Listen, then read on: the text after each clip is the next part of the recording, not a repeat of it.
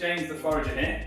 Today we're taking a look at a couple of recipes with dandelions, and one of them we're going to be exploring using dandelion buds.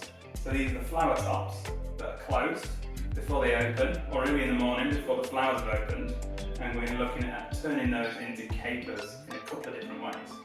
Firstly, we need to head out and pick our dandelion buds. So we're just going for the very tops here, the flowers that haven't opened. You need to do this ideally in the morning before they've actually opened up to be a full flower. We all know what dandelions look like. We do have a full ID guide for that. We'll start off with our first one, our simplest one. This is just pickled dandelion buds, and the cheat for this that makes it super quick as well is that we're going to use an old pickle. So for this one, I've got some gherkin juice. So I ate some gherkins, enjoyed them. I've got to save the juice. You can do any of the pickle juices for this. I literally put the dandelion tops in, pour the pickling juice over the top. Super simple. I use that wherever I'd use that original pickle. So I'll be using this to substitute for gherkins. Next one, salt brine on the dandelion buds. Typically I'll be using this on pizza, stuff like that. Slightly anchovy substitute for the salt brine. I'll be mixing water with about 5% salt. So I'm using 100ml water, I'll use about 5 grams of salt. Give that a little stir, give that a little shake, pop the dandelion buds in, give it a quick shake and let that sit, and that's it.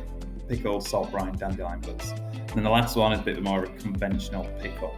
So I'll be doing a vinegar pickle for this one. So my standard pickle I do for most of my things is 1 part vinegar, 1 part water. For this one I'm using apple cider vinegar. Use whatever you've got in the cupboard, whatever you like. And then I'll use a bit of salt, a bit of sugar. For this I usually use about 5% sugar, 2.5% salt. But add the salt and sugar to your taste. You can also add herbs and spices in this.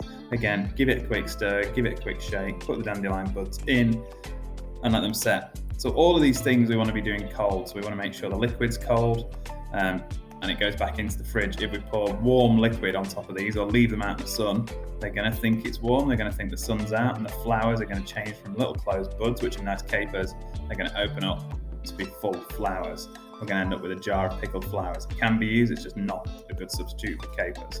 Anyway, that's it. Dandelion buds as capers. Enjoy.